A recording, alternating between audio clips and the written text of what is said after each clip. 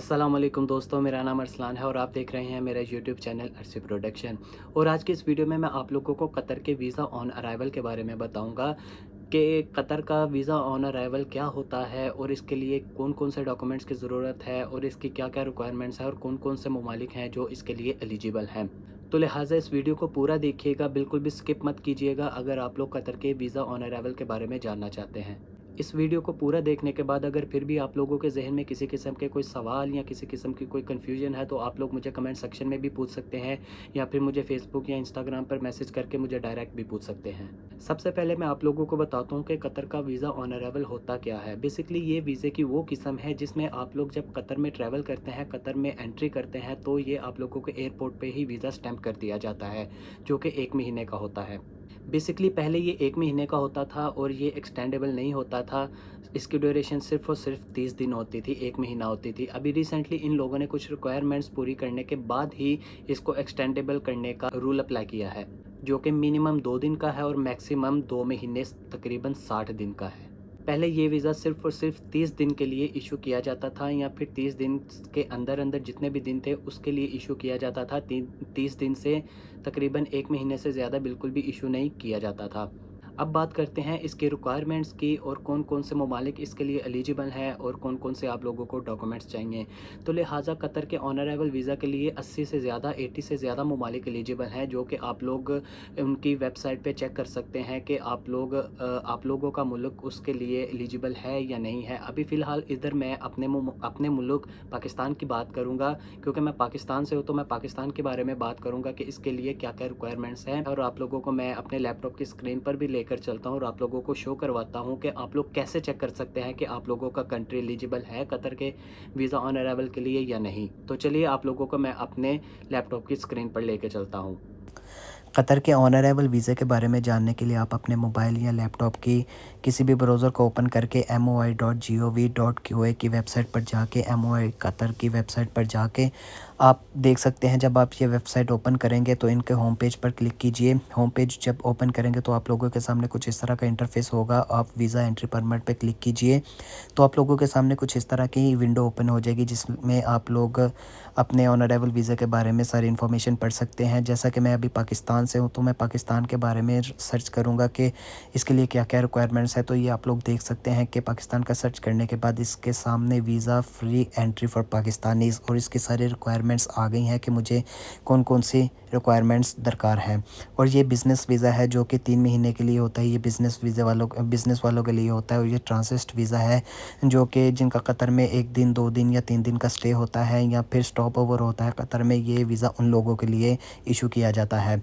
तो हम बात कर रहे हैं कतर के ऑन अराइवल वीज़े के बारे में। अगर अभी इंडिया के बारे में सर्च करेंगे तो आप लोग देखें इंडिया के बारे में ये जितनी भी रिक्वायरमेंट्स हैं visa free entry for Indians, ये भी आप लोग पढ़ सकते हैं और आप अपने कंट्री के बारे में देखें। जैसा कि मैंने आप लोगों को वीडियो के स्टार्ट में बताया था कि पहले इन लोगों की ये रिक्वायरमेंट थी और ये फैसिलिटी दी हुई थी वीज़ा ऑन अराइवल की कि पहले 30 दिन का तकरीबन 1 महीने का वीज़ा ऑन अराइवल स्टैम्प किया जाता था, लेकिन अभी जो कि एक्सटेंडेबल नहीं था। लेकिन अभी रिसेंटली ही इन्होंने अभी नया रूल चेंज कर दिया है कि उसमें आप लोग अपने किसी भी रिलेटिव के पास रह सकते थे। अगर होटल की बुकिंग करवा के होटल में रहना चाहते हैं तो इट्स अप टू यू, आप लोग होटल में भी रह सकते थे। अगर आप लोगों का कोई जानने वाला दोस्त, रिश्तेदार, भाई बहन या आपका कोई भी जानने वाला है तो आप उसके पास भी रह सकते थे। उसकी भी ये रिक्वायरमेंट्स होती थी कि उसका कतर आईडी और उसका एड्रेस उन लोगों को प्रोवाइड किया जाता था, जिसकी वजह से आप एलिजिबल हो जाते थे कि आप लोग उन लोगों के साथ रहें। लेकिन अभी रिसेंटली इन लोगों ने एक रूल चेंज कर दिया है कि जो लोग वीज़ा ऑन अराइवल पर कतर में आएंगे उन लोगों के लिए लाजमी है कि वो लोग होटल की बुकिंग करें।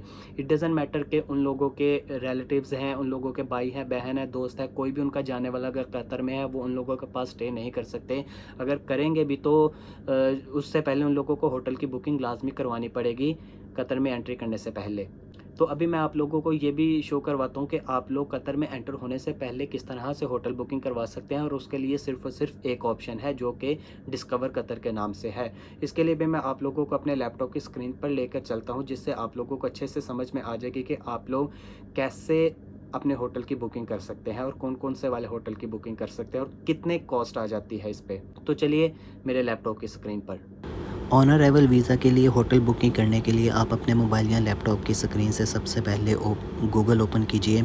गूगल ओपन करने के बाद आप discoverqatar.com पे जाइए, या फिर खाली आप गूगल पे डिस्कवर कतर भी लिखेंगे तो उनकी वेबसाइट ओपन हो जाएगी। जैसे कि मैं लिख रहा हूँ, डिस्कवर कतर ओपन कीजिए। आपके सामने दो ऑप्शन आएंगे, आप पहले वाले को क्लिक करें या आप डायरेक्टली वीज़ा ऑन अराइवल पे भी जा सकते हैं। आप जब इनके होम पेज पर जाएंगे तो आप सारी डिटेल पढ़ सकते हैं इनके रिलेटेड, क्योंकि डिस्कवर कतर ना कि सिर्फ होटल की बुकिंग्स करता है बल्कि ये डिफरेंट किस्म की फैसिलिटीज़ और डिफरेंट किस्म के पैकेजेस भी देता है, टूरिस्ट पैकेजेस भी देता है। अच्छा, आप होटल पैकेजेस में जाके नीचे आपको एक ऑप्शन नज़र आएगा वीज़ा ऑन अराइवल होटल्स का, उस पर क्लिक कीजिए।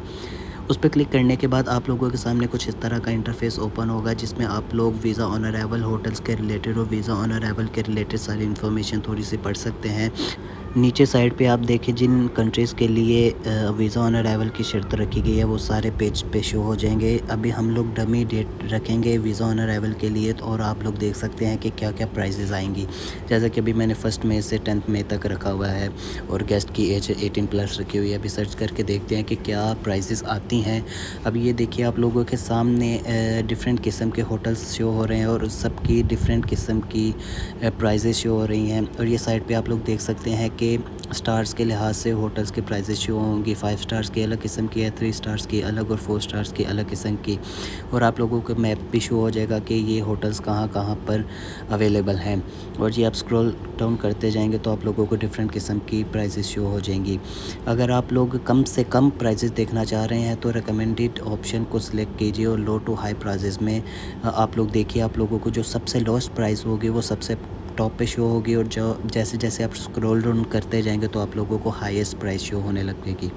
कतर के लिए 80 से ज़्यादा ममालिक हैं जो कि वीज़ा ऑन अराइवल के लिए एलिजिबल हैं, लेकिन मेरी नज़र में नहीं बल्कि बहुत से लोगों की नज़र में ये बहुत गंदा डिसीजन है कि इन लोगों ने सिर्फ पाकिस्तान, इंडिया और ईरान के लिए ये रूल अप्लाई किया हुआ है कि जब भी कोई पाकिस्तान, इंडिया या ईरान से कतर में ऑन अराइवल वीज़े पर आएगा तो उसके लिए होटल की बुकिंग लाजमी कर दी जाएगी, जो कि मेरी नज़र में ऐसा होना नहीं चाहिए था। लेकिन क्या करे, गवर्नमेंट है जिसके फ़ैसले हम लोगों को एक्सेप्ट करने पड़ते हैं। कतर का visit visa, family visit visa हासिल करने के लिए आप लोगों को भी कुछ रिक्वायरमेंट को पूरा करना पड़ता था, जिसके लिए हर बंदा एलिजिबल नहीं होता था।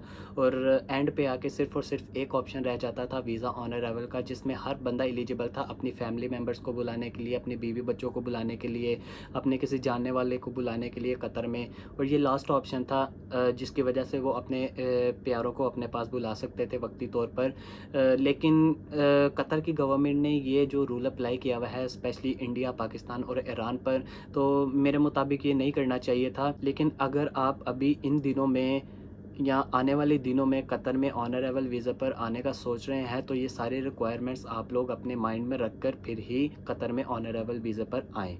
जैसा कि मैंने आप लोगों को पहले बताया था कि ये एक्सटेंडेबल था, लेकिन अभी इन्होंने कम से कम 2 दिन और मैक्सिमम ज़्यादा से ज़्यादा 2 महीने तक वीज़ा ऑन अराइवल कर दिया है, जिसकी रिक्वायरमेंट ये है कि आप लोगों की होटल की बुकिंग होनी चाहिए।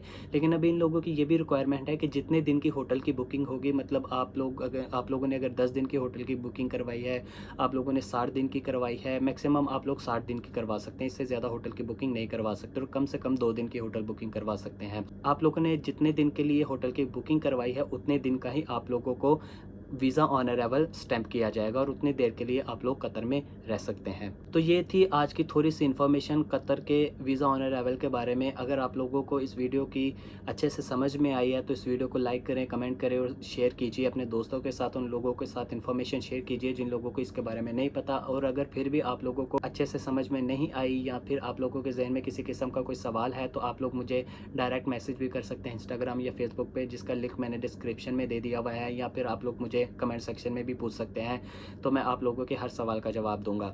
अभी के लिए मुझे दीजिए इजाज़त, इंशाल्लाह मिलते हैं नेक्स्ट वीडियो में। अल्लाह हाफिज़।